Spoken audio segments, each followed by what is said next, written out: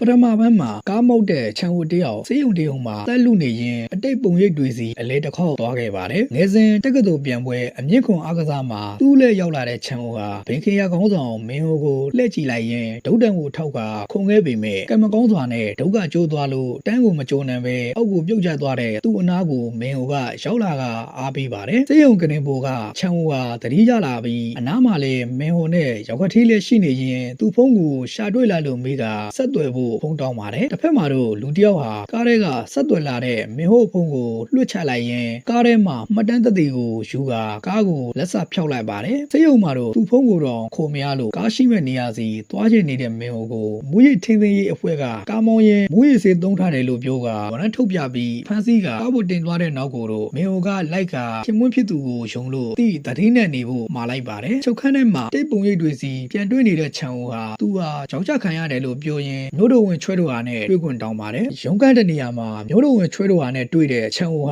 ာသက်သေမှတ်တမ်းကိုဂုံချီဝင်းကဖြတ်စည်းကျင်နေလို့သူ့ကိုမွေးရစေခတ်လုံးချခံရတယ်လို့ပြောတော့မှတ်တမ်းသက်သေကိုဂုံချီဝင်းကဘလို့လို့သိကြလဲလို့မေးရင်သူနဲ့တွေ့ခဲ့တာလားလို့စိတ်ပြက်စွာပြောပါတယ်။မှတ်တမ်းသက်သေအရာဂုံချီဝင်းဟာတတိယလူသေချာလားမေးတော့သက်သေအခမ်းမှာမရှိပဲထင်ရပဲတွေးနေတဲ့ခြံဦးကိုသူ့ကိုအကူအညီမတောင်းဖို့နဲ့ဂုံချီဝင်းစီတာအကူအညီတောင်းလိုက်လို့ပြောရင်စိတ်ပြက်ကလက်ထွက်သွားပါတယ်။တရားရုံးတနေရာမှာခြံဦးရဲ့ရုံးခန်းကိုရှာဖွေခွင့်ဗရန်ရှာထားတဲ့ရဲတွေဟာဇက်တက်ရှာဖွေနေရင်နိုင်ငံကိုဖြိုချလိုက်တဲ့နောက်ရွှေတုံးတွေအမြောင်များကိုတွေ့ရကညနေချက်ကိုခွာချတော့ပတ်စံအမြောင်များထွက်လာပါတယ်။တစ်ဖက်မှာတော့ခြံဦးကိုတောင်ကိုရီးယားရဲ့ကျန်းသုံးထောင်လို့နာမည်ကြီးတဲ့ဂူချွန်းထောင်ကိုပို့ခံလိုက်ရပြီးထိုထောင်ထဲမှာတော့လူအခွင့်အရေးတွေဘာတွေမရှိပဲတချို့ဆိုထောင်မှုကိုလက်ထိုးနံလို့ခွင့်ထူးကန်လူဒန်းစားအနေနဲ့လည်းဝေယံပီတွေရှိနေပါတယ်။ထောင်ထဲရောက်လာတဲ့ခြံဦးဟာရဲတယောက်နောက်လိုက်နေရပြီးထုံမြင်ကွင်းကို CCTV ကနေလူတယောက်ကထန်ကြည့်နေပါတယ်။မှောင်မတဲ့တနေရာအရောက်မှာလေကားကနေကန်ချက်ခံရလို့ခွေးကြဝက်ကြကျသွားတဲ့ခြံဦးကိုထောင်သားတွေကချုပ်ကဝေယံပီ3ယောက်ရှိကိုခေါ်လာပါတယ်။ခြံဦးကသူ့ကိုစိတ်ခက်ခဲ့တာလားလို့မေးရင်သူ့ကိုထိရင်ထောင်ထဲတလုံးနေရမယ်လို့ငကြီးစကယ်ကျပြောတော့ထောင်သားတွေကလည်းဝမ်းဆုံးမှကြပါတယ်။တစ်ဖက်မှာတော့မျိုးတော်ဝင်ချွဲတော်ဟာရဲ့လူကောက်ပွဲထိတ်မှတ်အတွက်ဇနီးဖြစ်သူစေယုံအုပ်ဂျူဟီကပွဲလုပ်ပေးနေတဲ့နေရာမှာတော့ဂုံချီဝင်းလဲရောင်နေပါတယ်။ဂုံချီဝင်းကချွဲတော်ဟာကို edition နဲ့တိုးပြီးဒီလိုဇနီးမျိုးရခဲ့ပေမဲ့အရင်တော့ကသူနဲ့ level တော်မရှင်းနိုင်ဘူးဆိုတဲ့စကားကိုတော့ဂျူဟီကတားတိုက်ပြီးလူသေးသွားတဲ့ကိစ္စကိုမျိုးတော်ဝင်ချွဲတော်ဟာကပဲရှင်းမိခဲ့ရပြီးအဲ့တုန်းကအရက်မဟုတ်ပဲတခြားအရာကြောင့်မူနေတာမို့လားဆိုတော့စကားလမ်းကြောင်းလွဲလိုက်ပါတယ်။ရင်းနှီးမြုပ်နှံထားတဲ့ဝေတွေကိုလည်းဘေးမောက်စီမှာအလင်ခံလိုက်ရတယ်မို့လားဆိုတဲ့ဂျူဟီရဲ့မေးဝင်းကိုကြားတော့အကုန်လုံးအံ့အားသင့်သွားကြပါတယ်။အဲ့ဒီအချိန်မျိုးတော်ဝင်ချွဲတော်ဟာကိုဝန်ထမ်းတစ်ယောက်ကတီတိုပြောတော့ချက်ချင်း TV ကိုဖွင့်လိုက်ပါတယ်။သတင်းထဲမှာဘေးမောက်ကိုဖမ်းဆီးမိကြောင်းနဲ့ဘေးမောက်ကိုဝိရစေသုံးပြီးကားမောင်းတဲ့အမှုနဲ့ကိုချွန်းအချင်းတောင်မှာအချင်းချထားတဲ့ဆိုကခြံဝင်ရဲ့ပုံကိုပြသထားပြီးရုံးကန်းမှာငွေသား9ဘီလီယံနဲ့အတူ10ဘီလီယံတန်စိတ်ကြွဆေးအပါအဝင်တရားမဝင်လောင်ကစားဆေးစာအုပ်နဲ့အတူဖမ်းမိကြောင်းသတင်းကိုကြားတော့ခြံဝင်ကို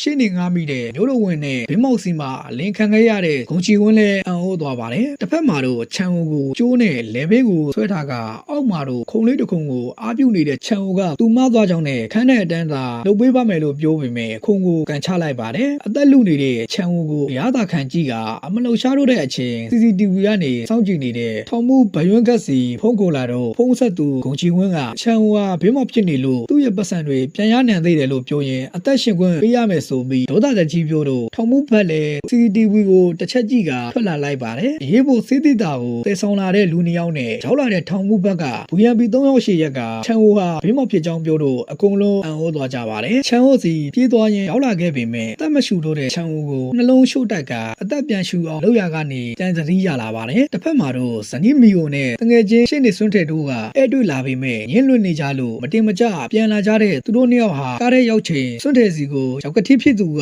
ဖုံးဆက်ပြီးကားထဲကထွက်ဖို့နဲ့ခြံဝကဘေးမောက်လို့ပြောတော့ခြံဝရဲ့နာမည်ပြောင်ကဘေးမောက်ပဲလေလို့ပြန်ပြောပါတယ်။အဲ့ဘေးမောက်မဟုတ်ပဲနာမည်ဆိုးနဲ့ချိုကြတဲ့ရာဇဝတ်ကောင်ဘေးမောက်ဆိုတဲ့သတင်းကြောင့်ဇနီးဖြစ်သူမီယိုကိုအိမ်မခိုလာဖို့နဲ့အိမ်အောက်မှာသတင်းမီဒီယာသမားတွေကြောင်းနေတယ်လို့ပြောပါတယ်။ကားထဲမှာဖုန်းကြည့်နေတဲ့မီယိုလည်းချင်းတွေကိုနားလည်လိုက်ပြီးထောင်ထဲမှာသတင်းကြည့်လို့ရလားမေးတော့ရတယ်လို့ဖြေတဲ့စွန်းတဲ့ရဲ့စကားကြားတော့အိမ်မဲပြန်မဲလို့ပြောပါတယ်။သတင်းတွေထဲမှာတော့ဘေးမောက်ရဲ့သတင်းကြောင့်ထောင်သားတွေပါစိတ်ဝင်စားနေကြပြီးထိုးချင်းပညာပေးခံရပြီးပြန်လာတဲ့ခြံကိုခန်းတခန်းနဲ့ပြစ်ထည့်လိုက်ပြီးနောက်သူ့ကိုအခန်းရဲ့ထောင်ကိုပို့လိုက်ကြပါ ပါတယ်အခန်းတောင်ကွယ်လေးလဲနေတဲ့ချန်ဦးဟာတည်မှာသူမိမရဲ့အမေးဖြေကိုကြားတော့မီဟိုရဲ့သူ့ဘိုယုံကြည်မှုနဲ့သူ့ယောက်ျားဟာဘင်းမဟုတ်ပဲအကွက်စင်ခံရကြောင်းနဲ့သူ့ကိုလာတွေ့ပေမဲ့တွေ့ခွင့်မရလို့မိသားစုကိုမမေးဖို့နဲ့နောက်တစ်ခါအဲ့တွေကိုလက်ခံပေးပါလို့ပြောရင်ငိုနေတဲ့ဇနီးတွေကိုကြည့်ကဘာမှမတတ်နိုင်ပဲပြန်လဲလိုက်ပါတယ်နောက်တည့်စစ်မေးခံဖို့ခိုထုတ်ခံလာတဲ့ချန်ဦးဟာအခန်းကျင်းလေးတဲ့စုံစမ်းရေးမှုနဲ့တွေ့ကထိုစုံစမ်းရေးမှုကချန်ဦးရုံခန်းတဲ့ကတက်သေးကန်ပစ္စည်းတွေနဲ့ပတ်စံဓာတ်ပုံအားလုံးထုတ်ပြရင်ဘင်းမဟုတ်လားမေးပေမဲ့သူ့မှာကျွေးတွေတိုးတွေနဲ့လုံးပန်းနေရသူမို့ဒီလောက်ပတ်စံတွေသာရှိရင်အကျွေးအားလုံးဆက်က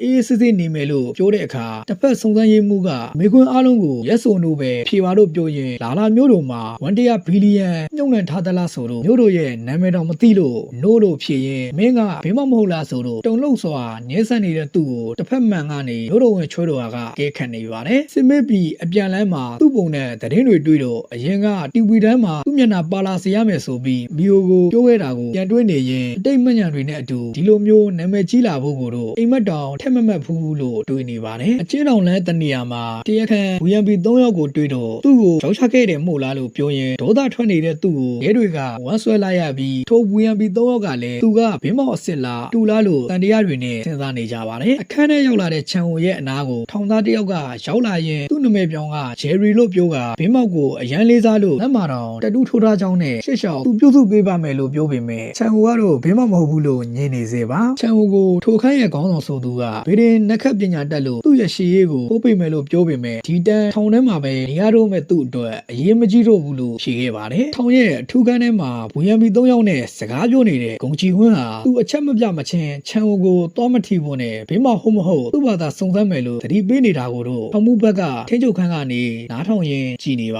တယ်ညဘက်ဂုံချီဝင်းဟာချန်ဝိုကိုစစ်မေးခဲ့တဲ့စုံစမ်းရေးမှုကျုံနဲ့တွေ့ကချန်ဝိုကဘင်းမောက်သိကြပြီလားလို့မေးတော့တပ်တွေတွေကခံလုံနေပေမဲ့အခုထိဝမခံသေးလို့တမန်းမှာအထက်မြတ်ဆုံးလူလိန်ဘင်းမောက်မှုအခုထိလိန်နေချောင်းနဲ့သတင်းပေးဘယ်သူလဲမေးတော့အမည်မသိလို့ပြောတဲ့အခါကြီးမြတ်လာတဲ့ဘင်းမောက်ကအခုလိုဖန်ခံရတယ်လားလို့ပြောတော့သူသေးချာပို့ထုတ်ပေးပါမယ်လို့ပြောပါတယ်ပို့ထုတ်ဖို့တယ်မဟုတ်ပဲသူလိန်ခံလိုက်ရတဲ့100 ဘီလီယံကိုလည်းရှာပေးဖို့ပြောတဲ့ဂုံချီဝင်းကိုစုံစမ်းရေးမှုချွဲကသေချာစုံစမ်းပေးပါမယ်လို့ပြောတော့သူ့အနာဂတ်ရှေ့ရဲ့အတွက်ပြင်ဆင်ထားပေးမယ်လို့ပြန်ပြောပါတယ်စကားပြောပြီးပြန်တော့မဲ့ဂုံချီဝင်းကိုစုံစမ်းရေးမှုချွဲကရိုသေစွာတကားလိုက်ဖွင့်ပေးရင်ကားထွက်သွားတဲ့အခါအမောင်ထဲကတစ်ဖက်ကားပေါ်ကိုတက်လိုက်ပါတယ်ဟိုကားထဲမှာတော့ရိုးတော်ဝင်ချွဲတော့ဟာရှိနေပြီးစုံစမ်းရေးမှုချွဲကဘင်းမောက်ရဲ့မွေးရစေးရောင်းဝယ်သူစင်းကိုပေးလိုက်ကမိတူကူးထားသလားမေးတော့မကူးထားဘူးလို့ဖြေရင်ဘာလို့ခုလောက်ထိလုံနေတာလဲမေးတော့သူ့ကိုမျိုးတော်ဝင်ဖြစ်အောင်လုပ်ပေးပြီးအတူတူရုံးကန်တက်လာရတာတော့လုံးသမျှအမားတွေကိုလိုက်ရှင်ပေးနေရပေမဲ့သူတို့စီမှာဘဝကိုအရှုံးခံနေရတာကိုခံပြင်းကြောင်းပြောကဒီစာအုပ်ကိုဓာတ်သက်ဖွယ်သုံးမှဖြစ်ကြောင်းနဲ့သူ့ခြေထောက်အောင်ပြပြဝတ်စေရမယ်လို့ပြောပါတယ်ချန်ဦးကိုဘင်းမောက်ဆိုတာခုထိမယုံနိုင်သေးဘူးလို့ပြောတော့ဘာဆိုဘာမှနားမလည်နိုင်တဲ့အခြေအနေမို့သူသေးချာစုံစမ်းပါမယ်ပြောတယ်စုံစမ်းရေးမှုချွဲကိုသူ့ကိုသစ္စာမဖောက်ဖို့ပြောတဲ့အခါအမြင့်တင်ပေးနိုင်တာမျိုးတော်ဝင်ချွဲတို့ဟာတယောက်တည်းရှိပါတယ်လို့ဖြေခဲ့ပါတယ်တစ်ဖက်မှာချန်ဦးအမှုကိုစုံစမ်းနေတဲ့ဇနီးမီဟိုရောက်ကတိဖြစ်သူနဲ့ငွေချင်းဆွန့်တဲ့တို့ဟာမီဟိုကိုအရန်အန်ရများလို့သူတို့နှစ်ယောက်တည်းလုတ်ပါမယ်ပြောတော့ကြောက်နေရင်နှစ်ယောက်လုံးလက်ဆောင်ဖို့နဲ့သူမတယောက်တည်းလည်းဆက်လုပ်မယ်လို့ပြောခဲ့ပါတယ်ထောင်ထဲမှာတော့ထောင်သားတွေကချန်ဦးကိုဘေးမောက်မဖြစ်နိုင်ကြောင်းနဲ့တချို့ကဘေးမောက်ဟာရက်6ပေလောက်ရှိပြီးကျိုးမှလည်းကြွပုံစံတတူအပြည့်ထိုးထားကခိုင်မမယောက်ျားပုံစံဆိုပေမဲ့တချို့ကတော့ဘေးမောက်ဟာအရန်မိုက်တဲ့မင်္ဂလိပုံစံရှိတာမို့အခုထိမဖမ်းနိုင်သေးတာလို့ဆိုပါတယ်ထောင်ရဲ့စားတော့ခန်းမှာတော့ခေါင်းဆောင်ရဆိုတဲ့လူမိုက်ခေါင်းဆောင်ကိုသူ့တပည့်တွေကဘေးမောက်ဟာယာကူဇာ3အုပ်စုနဲ့ရုရှားမာဖီးယားအထိသစ္စာခံနေမှုတော့မထီဖို့ပြောတဲ့အခါလူမခေါင်းဆောင်ရန်ကချန်ဝတ်ရှည်သွားကထမင်းပကံကိုလွှတ်ပစ်လိုက်တော့မင်းကိုလည်းသူလိုပဲလွှတ်လိုက်တာလားလို့ပြောတဲ့ချန်ဝတ်ကိုဂန်းသားတွေကချုပ်ပြီးခေါင်းဆောင်ရန်ကအာရပါရထိုးရင်မင်းကဘဲမောက်ဆိုလဲဘာကြောက်ရမှလဲဆိုတဲ့အထာနဲ့သုံးပါပါတော့တယ်ခဏကြာရဲတွေရောက်လာလို့တက်တာသွားပြီမဲ့ထိချုပ်ခန်းကနေရှိနေတဲ့ဗန်ရွန်းကထောင်မှတ်5247ကိုထူးတိုက်ပို့လိုက်လို့ပြောပါတယ်အထူးတိုက်ထဲရောက်လာတဲ့ချန်ဝတ်ဟာရှေ့ကစားစရာဘူဟေးတွေကိုခွင့်ပြုချက်ရတော့အာရပါရစားနေရင်ထောင်မှုဘက်ကရန်စမ်းဘက်ဂျိုးဆောင်ကွန်းအခွဲ28ဆက်မြောက်ဖြစ်တဲ့ချန်ဝတ်ကိုသူက29ဆက်မြောက်ဖြစ်လို့တီနီယာအကိုကြီးကြိုက်တယ်လို့ခေါ်စေပါတယ်အသိရှိလာတဲ့ချန်ဝတ်ဟာအသက်ရှူချောင်သွားရင်ပလုံပလောင်းနဲ့သူ့ကိုမင်းကဘင်းမောက်အစ်စ်လားလို့မေးတော့လေဘဲဆို့သွားတဲ့ချန်ဝတ်ကသူဟာဘင်းမောက်မဟုတ်ကြောင်းနဲ့ကြောက်ချခံရတယ်လို့ပြောတော့ထောင်မှုဘက်ကထရိုက်လိုက်ရင်ကိုကြီးလို့ခေါ်နေတဲ့ချန်ဝတ်ကိုသေကျင်လို့လားလို့ပြောကဒီကောင်ကို9ရက်တိုက်ပိတ်လိုက်ဖို့ထောင်ဆောင်တယောက်ကိုပြောလိုက်ပါတယ်နားမလည်နိုင်တဲ့ချန်ဝတ်ခမခန်းချင်းလေးတဲ့ဆွဲခုခံလိုက်ရကအင်းကိုတတိယစိတ်တွေ နဲ့အတူအတိတ်ကိုပြန်တွေးနေပါတယ်အပေါ်တက်ကနေရေတွေကျနေလို့တန်ရှင်းရေးလုပ်နေတဲ့သားဖားနှစ်ယောက်ဟာမီဟိုကိုအပေါ်တက်ကလူတွေကလူရန်ကားတွေမို့မပတ်သက်ဖို့ပြောနေတဲ့ချန်ဟိုကိုဒီကောင်းတွေသေပဲလို့ပြောရင်ထွက်သွားတဲ့မီဟိုနောက်ကိုချန်ဟိုတို့လည်းလိုက်ခဲ့ပါတယ်အခန့်ရှည်တကားကောင်းနေတဲ့မီဟိုကိုခန်းထဲကသုံးကောင်ကတကားပွင့်ပေးရင်ရေယုံနေတဲ့အတွက်ပြင်စင်ကပေးပြီးသူမဘာသာပြင်မယ်လို့ပြောနေတဲ့မီဟိုကိုတစ်ဖက်က3ယောက်က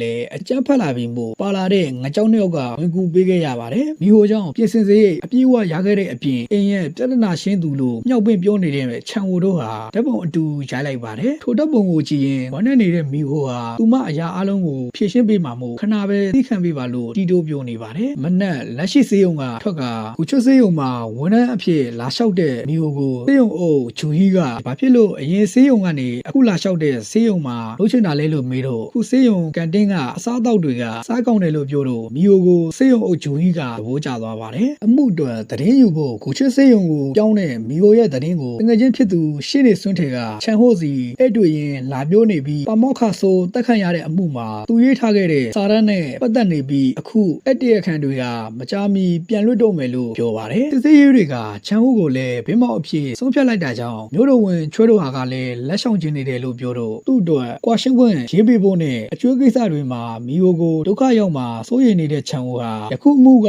ထင်ထားတာထက်ရှုပ်ထွေးနေတာမို့ကွာရှင်းဖို့သာလုပ်ပေးဖို့ပြောပါတယ်တိုက်ပိတ်ခန်းနဲ့ပြန်ရောက်လာတဲ့ချန်ဟိုဟာအတိတ်ကမှတ်ဉာဏ်တစ်ခုကိုပြန်တွေးနေပြီးအဲ့ဒီတုန်းကလည်းတက္ကသိုလ်ဝင်ခွင့်ကိုနှစ်ခါတောင်ကြားလို့ထိတ်တဲ့ကြနေတဲ့ချန်ဟိုဟာမီဟိုကိုလမ်းခွဲဖို့ပြောပါတယ်သူမထောက်ပံ့ပေးမှာမို့ဥပဒေကြောင်းကိုတက်ဖို့ပြောတာကိုတော့ရီးသားရဲ့ပတ်စံကိုမသုံးချင်ဘူးလို့ပြောတော့လက်ထက်ရအောင်လို့ပြောပါတယ်ထွက်သွားတဲ့ချန်ဟိုနောက်ကိုနောက်ကနေလိုက်ကလက်ထက်ဖို့အတင်းပူဇာနေတဲ့မီဟိုရဲ့ထောက်ပံ့မှုကြောင့်ရှေ့နေအဖြစ်ရုံးခန်းဖွင့်နိုင်ခဲ့တဲ့ချန်ဟိုဟာလက်ရှိသူနာပြုအလုပ်ကနေထွက်ပြီးသူ့ကိုလက်ထက်ကအေးအေးဆေးဆေးနေသွားရအောင်လို့ပြောပါတယ်လက်ရှိမှာတော့အရာရာကိုဆုံးရှုံးခဲ့တဲ့ချန်ဟိုဟာအသက်မရှင်တော့ဘူးလို့တွေးကအားရအောင်ငိုချလိုက်ပါတယ်နေ့ဘက်အချုပ်ထဲကချန်ဟိုဟာတေတန်းစာရေးထားတဲ့စာရွက်ကိုပြန်ဖတ်နေရင်မီယိုကိုနှုတ်ဆက်ထားပါတယ်ကိုကိုတက်သေးဖို့ကြိုးစားနေတာကိုခန်းကောင်းဆောင်ကသူ့ဇာတာကိုတွက်ချက်ပြီးလို့အသက်ရှိရှိနေရမယ်လို့ပြောတော့သေချင်တာတော့မသေးရဘူးလားလို့မေးတော့ဘဝကိုအတိတ်ပဲရှိရှိဖြတ်သန်းဖို့မှာပါတယ်ထောင်ထဲမှာလည်းသူ့ကိုဆက်စုတဲ့ညဝန်းတွေနဲ့ကြည်နေတာကိုတွေးတော့ဒီနေရာက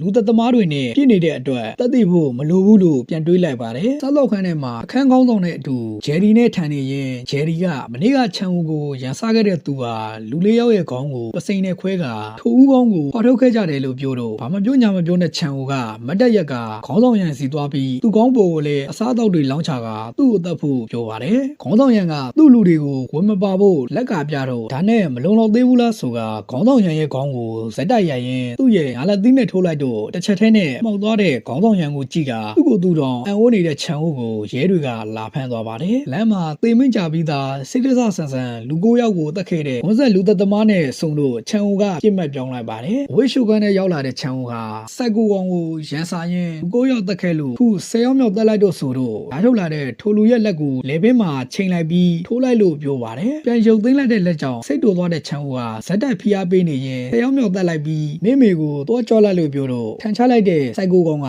မေလို့တန်းတရင်ကိုတော့ပြန်လေချို့ရပါတော့တယ်စားတော့ခန်းထဲမှာပညာပေးခံလိုက်ရလို့ခေါင်းကွဲသွားတဲ့ခေါင်းဆောင်ရန်နဲ့ကလေးလိုအုံငိုခဲ့တဲ့စိုက်ကိုကောင်ကြောင့်နာမည်ကြီးလာတဲ့ချန်ဟိုဟာအစားအသောက်တွေအများကြီးရခဲ့လို့သေဖို့ကိုတွေးနေတဲ့ချန်ဟိုဟာနောက်ထပ်အကြံတစ်ခုရခဲ့ပါတယ်ညဘက်ထောင်ဖော်ပြေးတဲ့လူတစ်ယောက်ကြောင့်ထောင်တစ်ခုလုံးရုပ်ရုပ်သေးသေးဖြစ်သွားကသတင်းလာပို့တဲ့လက်ထောက်ထောင်ဆောင်ကိုထောင်မှုဘက်က CCTV ထဲကထောင်ဖော်တဲ့သူကဘယ်သူလဲလို့မေးတော့မသိဘူးလို့ပြောတဲ့နောက်တက်ပစ်လိုက်ဖို့အမိန်ပေးပါတယ်တကယ်တော့အဲ့ဒါဟာချန်ဟိုဖြစ်နေပြီးထောင်ဝင်းထဲကိုဒေါက်တာချောင်းနဲ့ဝင်ကသူ့ကိုပြစ်တက်လိုက်ဖို့အိုနေပေမဲ့ဝမ်းလာတဲ့ရဲတွေကိုဖိတ်ထားကအပေါ်ကတနက်သမားတွေကိုစိန်ခိုပြီးခုတက်ပေးဖို့ဒေါက်တာတကြီးနဲ့အိုနေရင်အပန်းနေလေးကလည်းပြီးဆုံးသွားခဲ့ပါတယ်အပန်းသုံးမှာပြန်တွေ့ကြပါမယ်အားပေးမှုတွေကျေးဇူးတင်ပါတယ်ခင်ဗျာ